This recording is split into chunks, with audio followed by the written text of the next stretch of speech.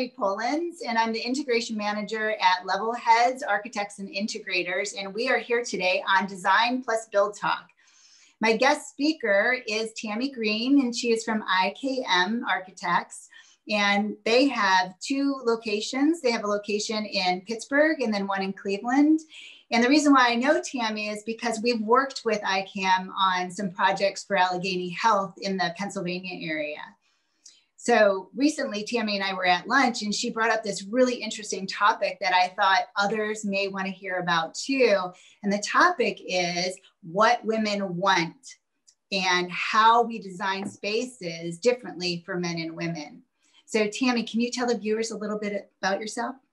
Absolutely. Thank you for having me here with you today. I'm excited to talk to you about my experience in this topic. A little bit of background. I am a principal at IKM Incorporated. As Tammy mentioned, we have an office in Cleveland and our home office is in Pittsburgh. And I've been with IKM for a little over 20 years. And most of my background is with healthcare design. So I'm an architect with about 80% of our work being healthcare. And then we also do civic, science and technology, lab work, K through 12, higher end, higher education work. So all of that. And I'm one of 9 principals, 8 principals being male and me being the female. So quite often I am representing females when we have our meetings for leadership. So. Well, thank you for joining us today. I think that this topic is really going to pique some people's interest in the industry and even potential clients in the future to think differently about spaces. So before we get started, I think it might make sense to talk about what are the typical things that influence design outside of gender? Well, you know, there's a lot of variables that influence design. You know, what the vision and the goals of our client are first and foremost. We also need to be thinking about the program that we're to design around and adjacencies that are necessary so the function within a building works. With a new building, we're thinking a lot about context, where the building is, what its surroundings are, how well it will blend. And then of course, there's always codes. So, you know, whether it be Department of Health and the guidelines we follow for healthcare design or the local building codes or zoning codes, those always influence the design too. And then, you know, there's the personal level, there's things that shape how we design as individuals too. So, you know, what my formal training is, what I learned in school, when I learned about design in architecture school, what my professional experience is, particularly those things that were successful or unsuccessful on previous projects. I'd like to say that it was all successful, but there's always been lessons learned. So the more experience I have in designing a particular type of healthcare design, the more lessons I've learned and the better I can do it next time.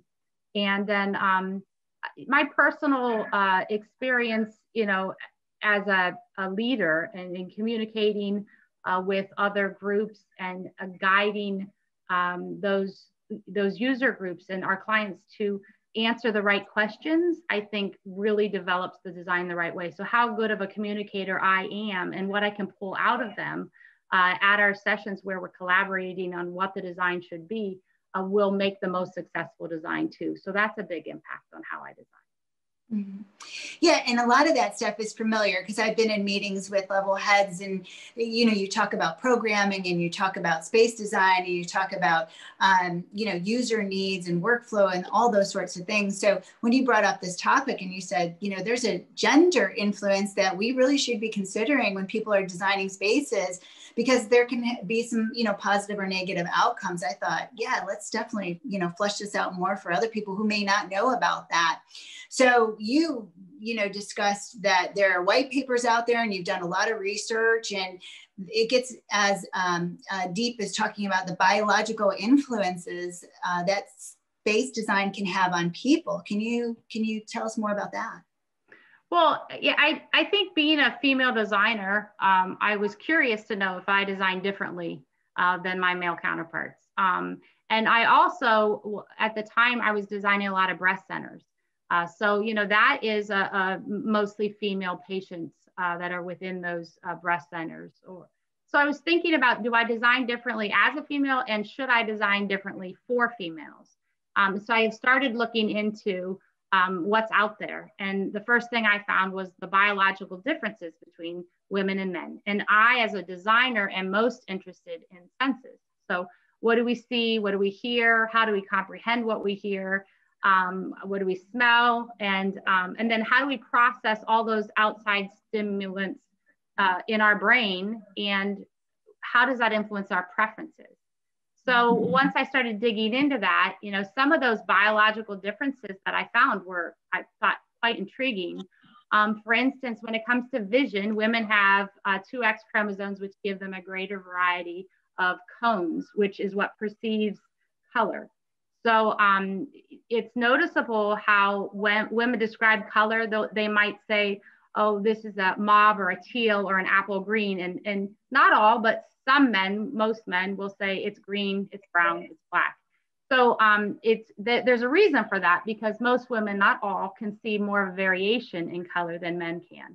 In addition to that, 1 in 12 men are colorblind, while 1 in 255 women are colorblind. So I've been at a lot of meetings with like administrators, a group of men where they're like, I don't do colors, I don't do finishes. And they'll hand it over to a female who is the representative.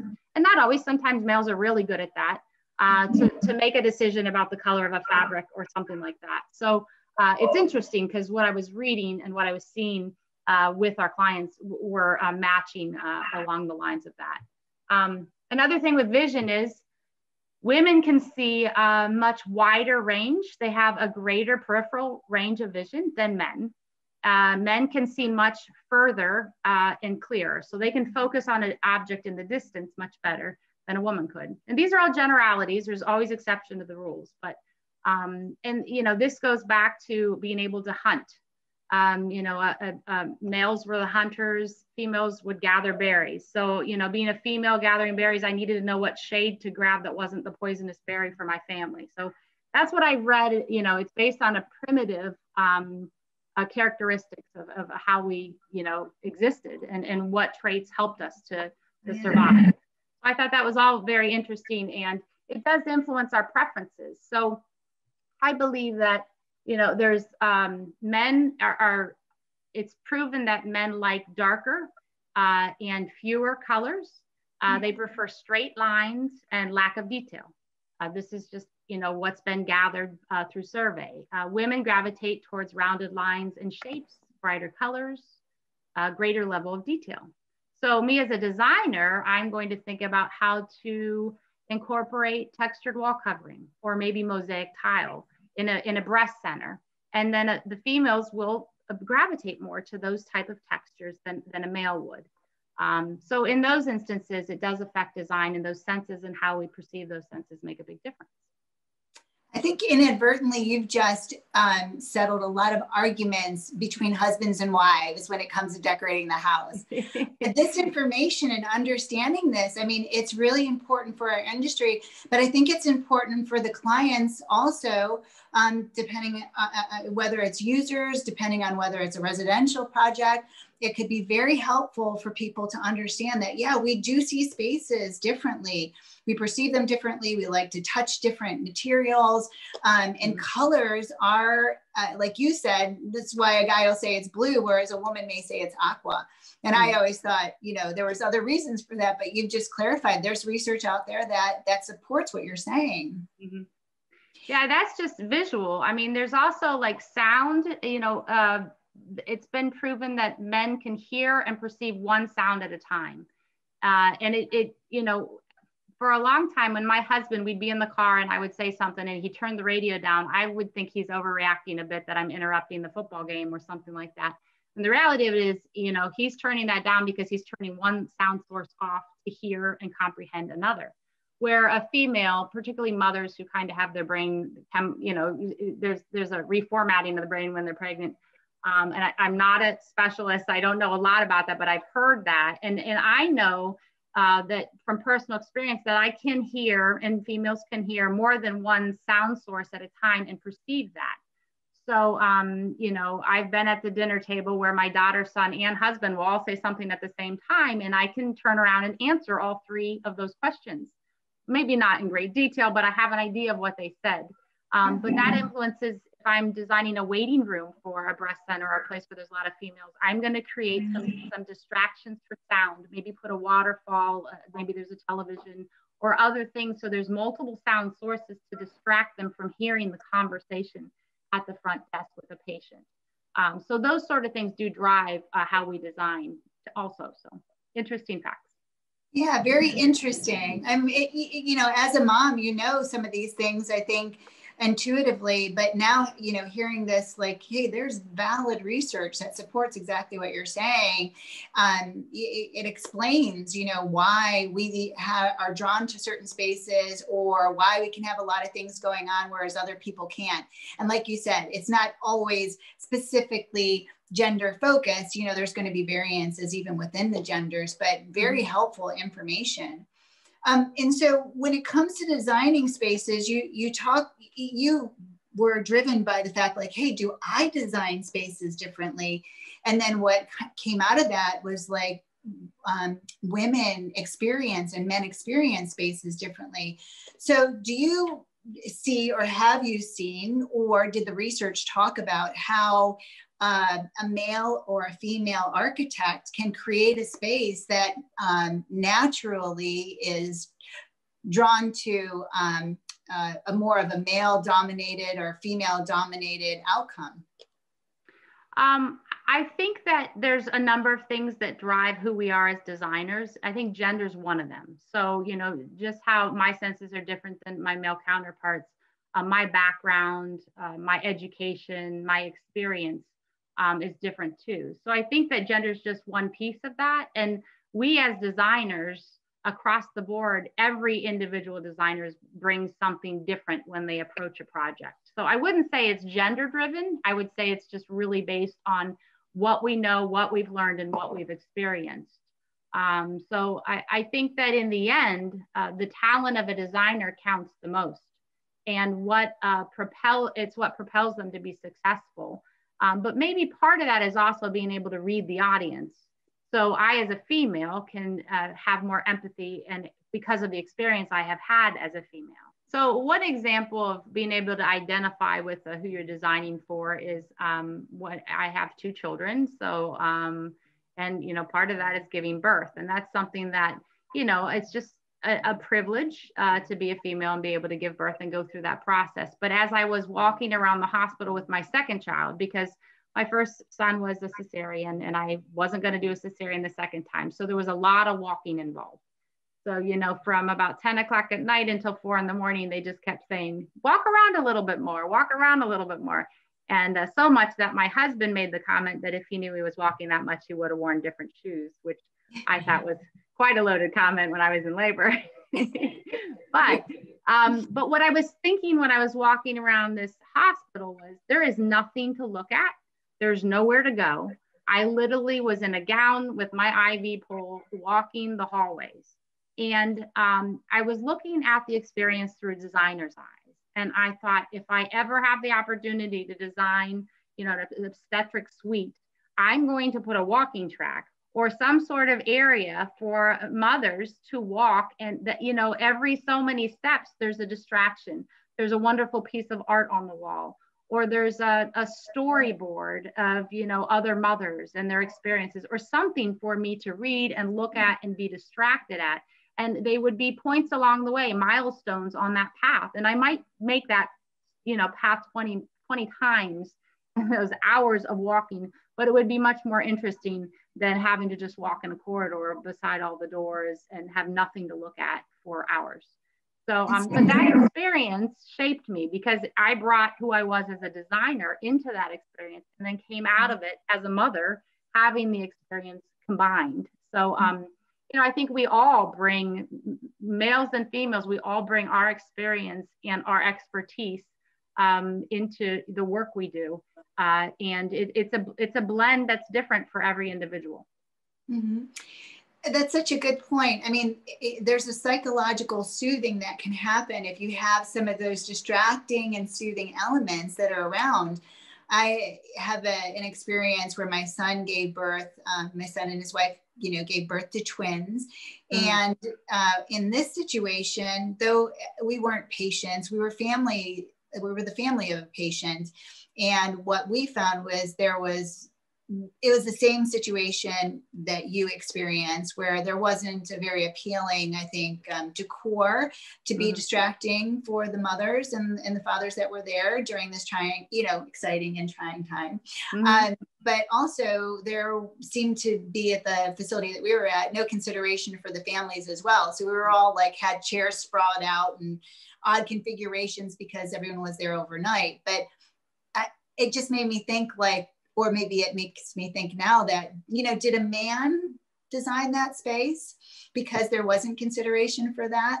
I think it's just more maybe a male dominated world versus a female dominated world. If you think about it, feminism and the fact that men have been doing business so much longer than us. One of the things that I'm curious about is with this male model of how we do business and how we do things in business, are there influences, do you feel, where women are continuing to try to do things like men, and this consideration of designing for genders can help us break out of that and understand each other? Both men and women can understand each other by creating and thinking about spaces differently. What are your thoughts?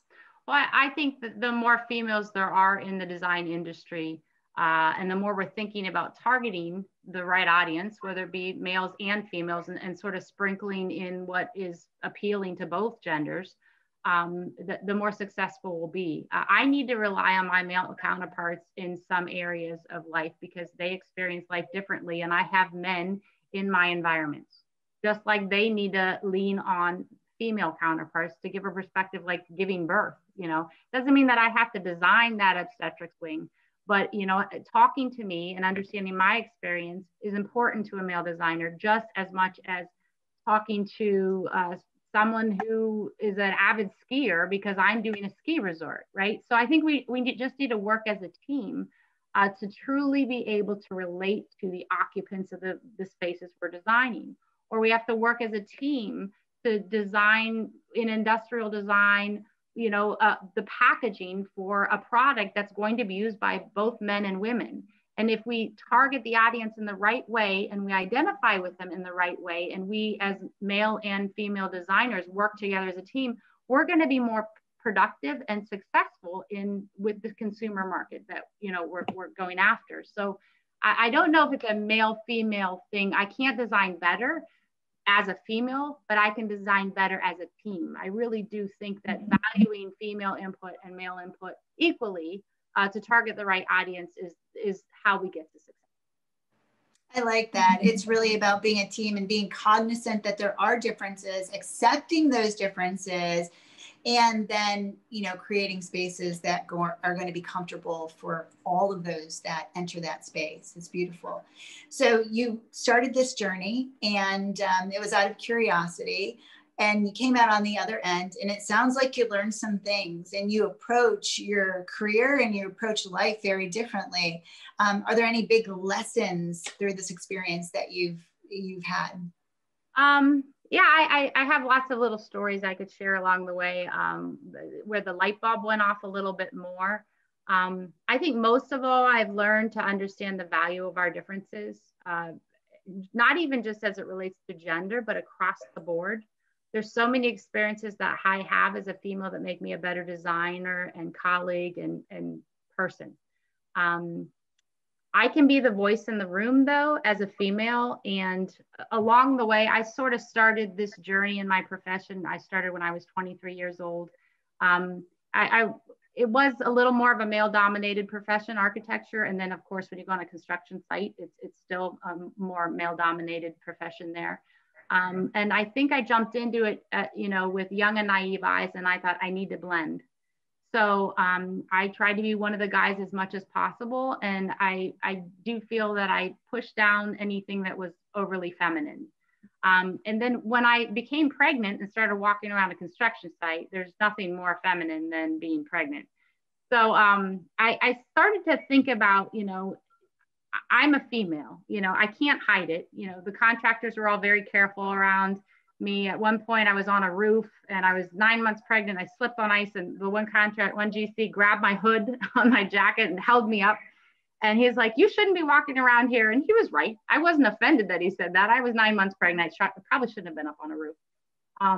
But, you know, like people treated me differently and I didn't like that feeling, but I slowly started to embrace being a female, and that there's a lot that can come from me being a female. One example is, you know, when I'm sitting with leadership and there are 9 people in the room and I'm the one female, you know, when we're talking about families and work-life balance and, you know, being a mother, I have that. And all the fathers in the room have a great voice and they're fathers, and it's valid. In my opinion, it's not better, but it's different. So I can speak up and talk about what it's like to be a working mother. And just having that voice is a true privilege. So that's, I think, my biggest life lesson is to embrace the differences and to value what I bring to the table as a female, just as much as I value what the men bring to the table too. Yes, yes. I think I've had that conversation of just women having a voice. We did a video on that recently. And interestingly enough, the first person that responded was a guy, and he goes, this is valuable information. I think we can all learn to have a voice. Yeah. And to be strong enough and comfortable enough in our own skin to say we're different and we think differently. And that is an asset to every problem solving situation. So it's good to hear that you grew in that way. And now you feel comfortable and confident to be a woman and know that it's important for every design that you're involved in. So in reiterating what you've talked about, there are a lot of layers to designing spaces, and many of them are pretty well known amongst architects. And so adding to that, it sounds like we need to add one more element to that, and it's understanding the perception of designing spaces. The perception for men and women is a little bit different. And in order to design really successful spaces where everyone feels comfortable, that we need to consider that. Designers need to consider that all along the way. And women, you know, who are, or men who are, understand this, need to speak up and integrate those ideas into a design. Do you have resources where people can find out more information if they're unfamiliar on this topic? Yeah, absolutely. I found when I started digging into this, particularly about design and designing for women and designing for men, there's not a lot on the out there as far as resources go, but there is one outstanding resource, and it's a book called Gender Design and Marketing. It's not about architecture, it's about marketing. But it talks a lot about, you know, there's a lot of scientific support. There's a lot of real detailed conversation about, you know, how industry has been for the last 100 years. And, you know, there has been an influence of the male's preference, marketing to males. And then that's shifted, you know, 60s and 70s, you know, women, there's a lot more women that are consumers. So, you know, a lot of companies have figured that one out and have changed the way that they advertise and market and design for the consumer. And so that book is a really good book. And it did talk a lot about preferences, which I, as an architect, was able to utilize. So that's my favorite book. It's by Gloria Moss. And then there's this book, I don't like the title of it, but I learned a lot from it. And it's called Why Men Don't Listen and Women Can't Read. But those are loaded comments because, you know, I told you that thing about, you know, the one source of sound and versus multiple sources of sound. I'm sorry, it's Why Men Don't Listen and Women Can't Read Maps. No. Word out there. Women can't read maps because it, you know, it talks about there's a special place in the brain for with males for orientation and navigation. There's one spot on an MRI that lights up when they're doing that task, they're navigating. In a woman's brain, it's spread out. There's not one spot. And when there's not one spot in the brain on an MRI, it means that it's not a natural instinct. So for females, communicating lights up as one spot in the brain. So it's more natural for women to communicate. They use a lot more words to say things than men do. And with the male brain, communication is sort of scattered about. So that's why it says women can't read maps, because the 2-dimensional map is very hard for a woman to read. But a 3-dimensional map, like a tourist map, or you might get at an amusement park, is very easy to read because that's how our brains work. So that's the title of the book, but there's a lot in the book that talks about our differences, how we hear, see, speak, communicate, all of that. And there's even in that book, Why Men Don't Listen and Women Can't Read Maps. There's also a lot in there about how hormones influence the development of your brain. And as a fetus, if there's a higher level of testosterone or estrogen, your brain gets developed in that way. So everybody is different. You know, we say male and female, but there's a gradation, you know, between those two that that needs to be considered. So I can see things in 3D from a 2-dimensional drawing. So I have more of a masculine brain in that sense. Some men are really good communicators, so they have more of a feminine brain in that sense. So there is this, you know, everything's not black and white, but the book talks a lot about the development of that. So I like that book a lot. And then there's a number, I have a whole list, I think, that we can probably share below of maybe 5 or 6 other books. A lot of it is marketing. A lot of it is targeting particular consumers. I will say that. Not a ton of it is about the exterior, the built environment. So. Great, wonderful. Yes, I'll definitely add it below. You know, you reminded me of a documentary that I watched years ago, and they did an experiment with a woman who wanted to become a man.